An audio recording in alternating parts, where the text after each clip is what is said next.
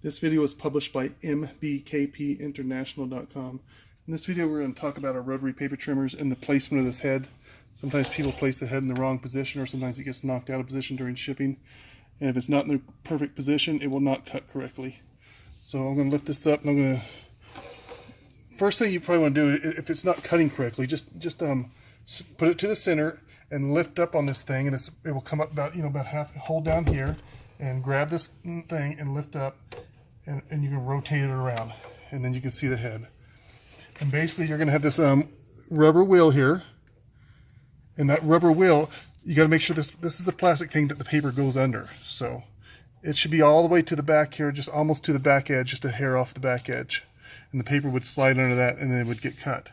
But let's once it's out of position like this, let's rotate this up, and we're going to rotate it, and we're going to put this black wheel on top of this clear plastic.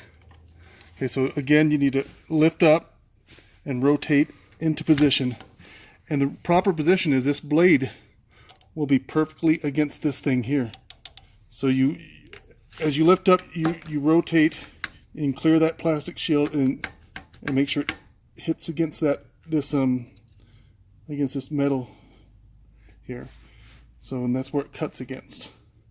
So now you got this plastic piece all the way to the back. Is not this rubber wheel's on top of it, and your blade is up against it. What some people do by mistake is they'll lift this up, and as you can see, there's a groove here between this metal that it rides against and the frame of the cutter.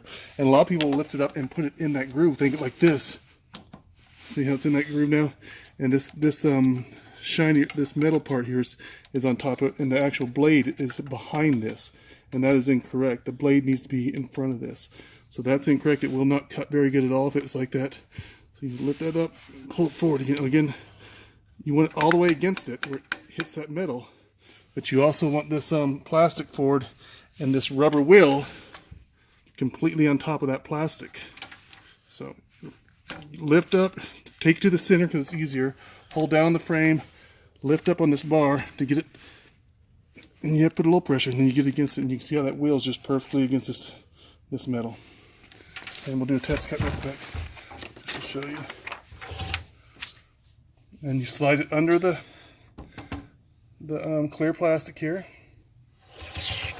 just like so. Very simple, very quick. Now it should go all the way back and forth, fairly smooth.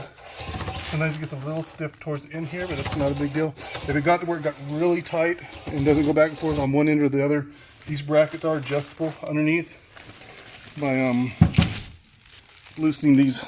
There they are, 1 and 2, and 1, 2 on the other side. You just loosen those, and then you can move this forward or back if it needs it. But you shouldn't have to do that unless it's really tight or really loose when you're sliding it back and forth. If it gets really tight sliding it, you'd probably have to loosen those bottom ones and move this forward just a hair where it's not tight anymore. If it's really loose and you got to put pressure on this to keep the round blade against the metal there, then you may have to come this way with it a little bit.